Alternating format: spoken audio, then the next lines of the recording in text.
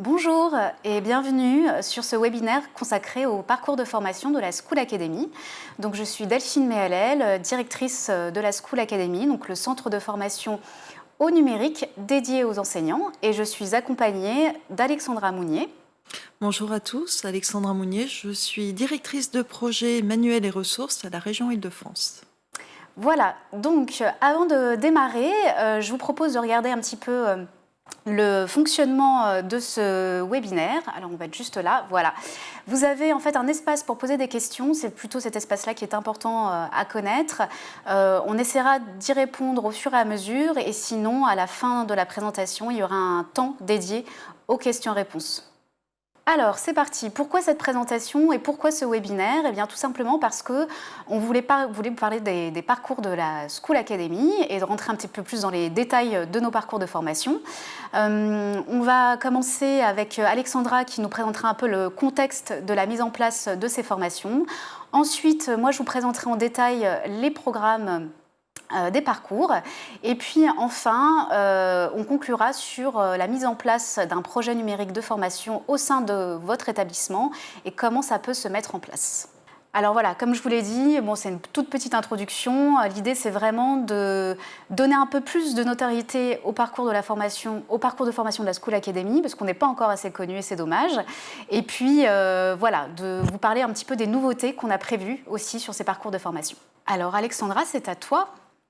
Alors côté Île-de-France, pourquoi est-ce qu'on vous propose ces parcours de formation? Tout simplement parce que depuis 2019, on a mis un écosystème numérique en place, donc avec monlycée.net, avec les ordinateurs individuels, avec les ENI et puis les manuels numériques, avec comme nouveauté à la rentrée le passage au granulaire de tous les manuels, format Pertrees.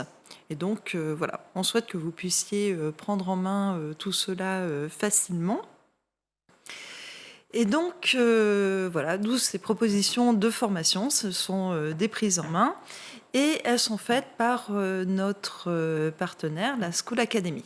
Alors, pour qui sont faites ces formations? Tout d'abord pour les coordonnateurs, qui sont nos relais sur le terrain des politiques numériques qu'on est en train de mettre en place et qui nous font aussi les retours de terrain pour pouvoir adapter cette politique. Pour tous les enseignants qui ont envie de se lancer dans le numérique et qui n'ont pas envie de le faire directement avec leur classe, qui préfèrent être d'abord accompagnés, donc c'est vraiment le pied à l'étrier. Enfin, pour tous les chefs d'établissement qui en auraient envie, et puis de manière générale pour toute personne qui accompagne les usages du numérique dans l'établissement. Alors, ces formations, en fait, sont des formations qui sont complètement complémentaires de ce qui vous est proposé par les académies. Et je dirais même, elles viennent en continuité, ou plutôt c'est l'inverse, c'est les formations académiques viennent en continuité de ce qui vous est proposé par la School Academy. Vous avez la possibilité de vous y inscrire via les EAFC, ou donc soit en individuel, soit au contraire de travailler avec la School Academy, un parcours qui sera vraiment dédié à votre lycée. Voilà, merci Alexandra. Donc moi, je vais rentrer dans le détail des parcours de la School Academy. Juste avant de démarrer, la School Academy, c'est un organisme de formation, on est certifié Calliope, et les parcours de formation ont été conçus par des enseignants pour des enseignants. C'était vraiment important pour nous que nos parcours soient au plus près des besoins des enseignants, que ça corresponde à leurs problématiques de terrain. Donc vous allez retrouver voilà, tout votre environnement, les questions que vous posez, et on travaille là-dessus dans les parcours de formation. Alors les parcours, eh bien, ce sont ceux-ci, ils sont au nombre de 3, il y en a qui sont consacrés aux enseignants, donc on va être sur le parcours 1 et le parcours 2. Donc le premier parcours, c'est donc s'initier aux usages numériques, ce sont pour les enseignants qui n'ont pas du tout l'habitude de pratiquer les outils, et donc c'est une découverte, c'est une exploration des fonctionnalités de base des outils numériques. Le parcours 2, lui, est beaucoup plus centré sur un usage un petit peu plus avancé. Donc, ce sont des enseignants qui ont déjà pratiqué mais qui veulent découvrir plus d'outils et d'applications. Et puis le parcours 3, le parcours coordonnateur numérique spécifique, eh bien, c'est le parcours qui est dédié à vos fonctions, à vos missions dans les établissements. Et là, on va rentrer vraiment en détail de votre activité. Alors, ces formations sont financées par la région Île-de-France. Voilà, c'est important de le notifier. C'est exactement ce que je voulais dire. Pour le déroulé de ces formations, on a des parcours qui sont toujours conçus sur le même modèle, avec une première journée en présentiel de 7 heures, où là, en fait, on va beaucoup pratiquer. Notre marque de fabrique à la School Academy, c'est la pratique. Donc, c'est vraiment sous forme d'ateliers, d'échanges entre pairs, et donc, voilà, avec beaucoup de groupes de travail. La deuxième partie, ce sont des modules e-learning de consolidation des apprentissages, donc en lien avec les journées en présentiel. Et puis là, ça permet effectivement de s'enrichir de nouveaux contenus. Et enfin, le parcours se clôture par une classe virtuelle de 2 heures où on va faire un retour d'expérience sur les usages qui ont été pratiqués, ce qui a marché, ce qui n'a pas marché, et puis comment on peut se projeter sur la suite. Alors, je vais juste rentrer un peu plus dans le détail du parcours coordonnateur numérique, donc le parcours qui vous est consacré. Donc, sur la journée en présentiel, on a en fait un premier atelier autour de l'échange de pratiques, ce que vous faites, vous, dans les établissements pour que ça fonctionne, pour fluidifier un petit peu les usages. Donc là, c'est intéressant de valoriser aussi votre retour d'expérience. Donc, on commence par là. Et puis ensuite, c'est une série de présentations assez interactive et dynamique autour du rôle et de vos missions. On présente aussi les outils que vous avez à votre disposition et puis on rentre effectivement dans tout l'écosystème numérique proposé par la région Île-de-France et comment vous pouvez prendre en main de la meilleure façon cet écosystème. Voilà, et ensuite en autonomie, les modules e-learning sont plutôt consacrés au numérique éco-responsable et à tout ce qui concerne la cybervigilance, les failles de sécurité. Parce que ça, c'est aussi vraiment une chose importante. Et enfin, en classe virtuelle, on conclut par voilà, les leviers, les idées ou les pistes que vous auriez essayé de mettre en place dans votre établissement pour développer les usages. Là, je vais faire un focus rapide sur le parcours 1 enseignant et le parcours 2 enseignant. Je ne vais pas rentrer vraiment dans le détail parce que vous aurez de toute façon toutes les fiches programmes à l'issue de ce webinaire. Mais en gros, vous voyez qu'on est vraiment sur des formations en présentiel qui se déroulent en atelier. Donc, on est vraiment sur de la pratique. Pratique au niveau des fonctionnalités de l'ENI, pratique au niveau du réglage de la connectique, comment gérer les pannes, et puis pratique autour de l'ENT. Donc ça, c'est vraiment le fil rouge du présentiel. Et puis ensuite, l'autonomie, les modules en autonomie vont aborder les notions de bonne pratique numérique, du RGPD, et puis les fondamentaux des ordinateurs. En classe virtuelle, pareil, on revient sur les usages qui ont été pratiqués entre la journée présentielle et la classe virtuelle, et ce qui a marché, ce qui n'a pas fonctionné, et comment on se projette sur la suite.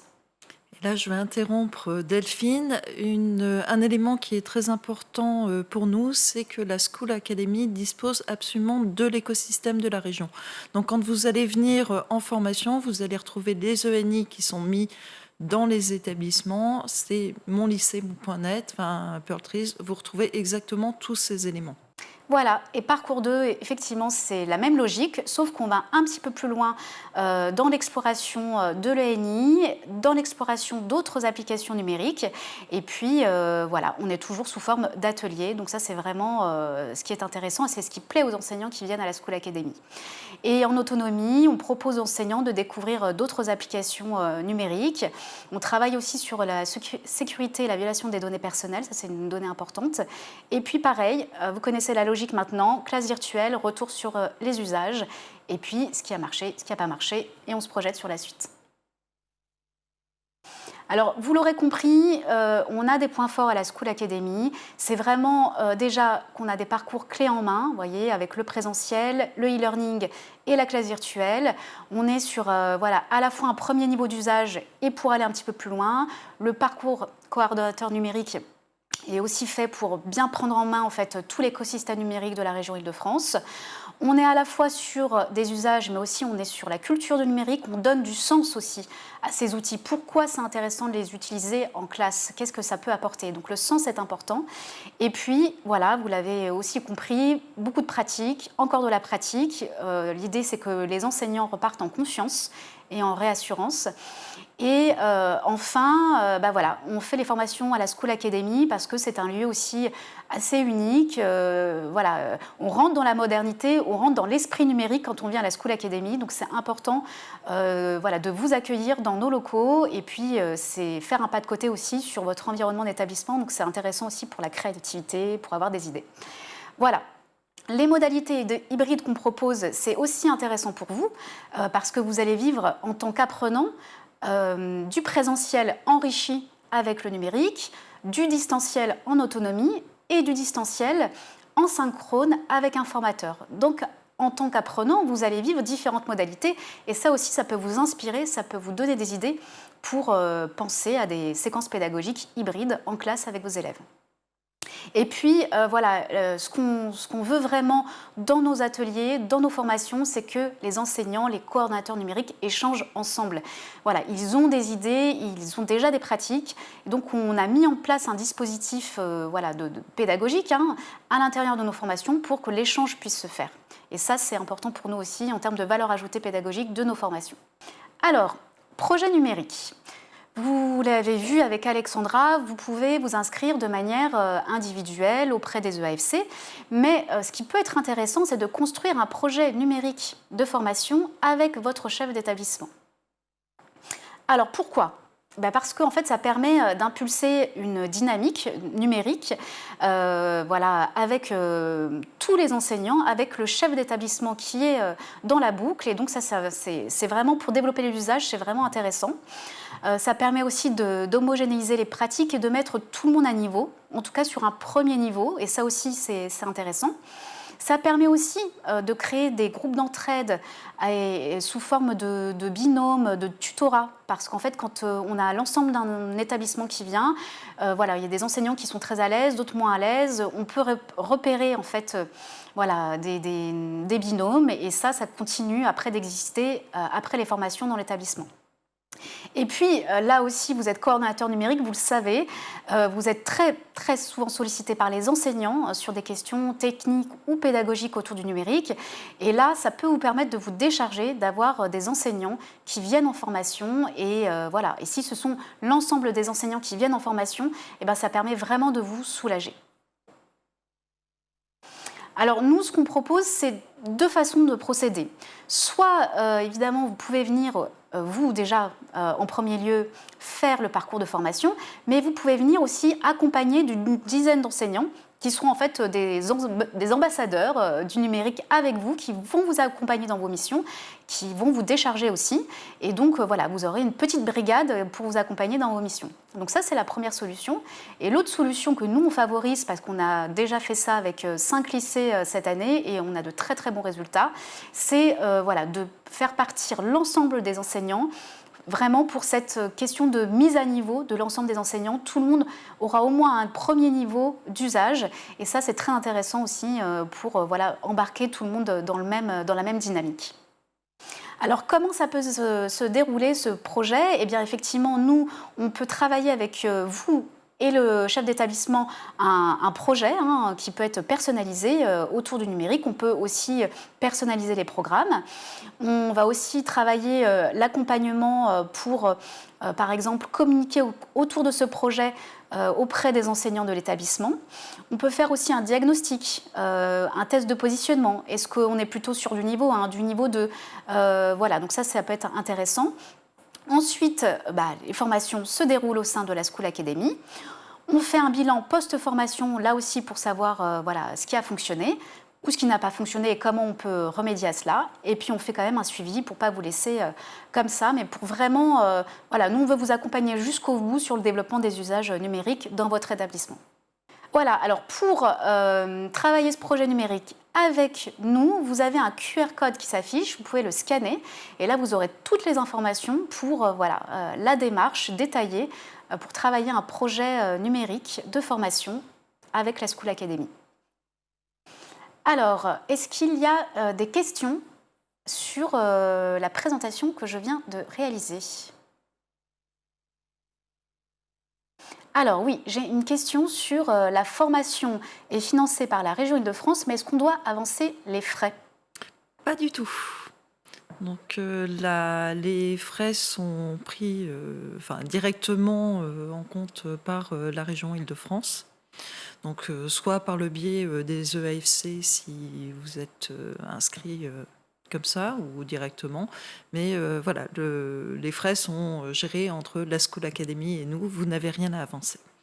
Voilà, donc pas de frais à avancer, ça c'est une très bonne nouvelle. Ensuite, j'ai une question sur les frais de déplacement. Sont-ils pris en charge pour venir à la School Academy? Alors les frais de déplacement ne sont pas pris en charge. Par contre, pendant la formation, tout ce qui est frais de repas, on a le petit déjeuner, on a le goûter même, vous voyez, eh bien tout ça est pris en charge. Par contre, vous n'avez rien à débourser pendant la journée de formation à la School Academy. Et en plus, vous êtes bichonné. Et c'est pas moi qui le dis, ce sont des personnes qui ont suivi les formations. Alors, Alexandra, j'ai une question pour toi. Pourquoi le choix de format numérique granulaire? Pourquoi Tout simplement parce que en 2020, on a mis à disposition de l'ensemble des lycées Pearl Trees, donc c'était au moment du confinement. Et en fait, donc c'était vraiment pour pouvoir permettre aux enseignants de suivre les élèves, période un peu compliquée. Et en fait, ça a très bien pris. Donc, on a souhaité chercher une solution qui serait équivalente. Si je reprends le format granulaire et puis un agrégateur de ressources type Pearl Trees, on est vraiment sur le côté ciseaux, papier, colle, mais en version numérique. Donc, quand même beaucoup plus pratique. En tout cas, pour moi, ça l'était. J'ai jamais été très douée côté manuel. Et l'autre élément, dans les 4 ans qui ont précédé, donc depuis 2019, on a travaillé avec les éditeurs sans trop de succès sur la simplification d'accès au manuel numérique. Donc on est passé de 4 applications à 6 et là on a été un petit peu désespérés. Donc le souhait avec le marché qui a été passé en 2023, c'est d'aller vers la simplification et de n'avoir qu'une seule interface pour tous les manuels. Et donc le choix s'est fait par le biais du marché et c'est ainsi que Pearl Trees a été retenu et que l'ensemble des manuels vont être granularisés ou le sont déjà.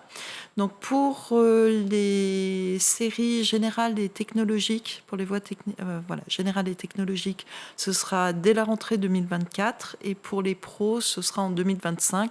Effectivement, il y a des changements de programme, donc on laisse un an de plus aux éditeurs pour pouvoir passer au granulaire. Merci Alexandra. Alors j'ai une autre question pour toi, tu es très sollicitée. La question c'est quelle différence entre le coordonnateur numérique et le référent numérique? Alors le coordonnateur numérique d'abord est rémunéré par la région. Alors donc pas de commentaires désagréables, vous allez être rémunéré. Juste, je pense qu'on est dans notre dernière année de mise en place et après tout ira bien. Bon, ça c'était une parenthèse. Donc le coordonnateur numérique est vraiment le relais de la région dans les établissements. En fait, vous êtes là pour pouvoir expliquer à vos collègues la politique numérique qui est faite par la région et aussi nous faire les remontées de terrain puisque donc on construit le projet numérique avec la région académique, mais on a aussi besoin de vos retours de terrain pour ajuster ce projet. Le référent numérique, lui, il est rémunéré en IMP, donc c'est côté académie, et il est vraiment en charge de l'accompagnement pédagogique des usages. Donc, on va dire que c'est un binôme qui va travailler ensemble entre référent et coordonnateur. Mais non, voilà, il y en a un qui est plutôt côté région et l'autre plutôt côté académie. Ok, bah merci Alexandra pour ces précisions. Bah là, voilà, nous on a fini la présentation. Je vous précise juste que vous pouvez nous contacter pour monter un projet numérique d'établissement. Ça c'est vraiment important. Vous pouvez prendre rendez-vous à ce numéro ou par l'adresse mail qui s'affiche. Voilà, nous on peut venir en établissement. Vous pouvez aussi venir chez nous pour prendre un rendez-vous pour construire ce projet. Vous pouvez aussi vous inscrire pour les formations de la School Academy. Vous pouvez inscrire aussi vos enseignants. Le temps, voilà, moi ce que je préconise, c'est de s'inscrire pour le mois de juin pour préparer la rentrée, ou alors fin août ou début septembre. Mais voilà, après vous allez être vite débordés, donc anticipez, inscrivez-vous dès maintenant ou à la rentrée et appelez-nous pour la partie projet de formation numérique. Prenez rendez-vous, venez, ou on vient chez vous aussi, c'est possible. Voilà, on a fait le tour. Vous pouvez évidemment revoir cette présentation avec le replay qui vous sera envoyé. Vous aurez toutes les informations pour nous contacter et puis pour poser d'autres questions si vous le souhaitez par la suite. Voilà, merci à vous. Merci. Merci Alexandra et à bientôt. Merci à toi.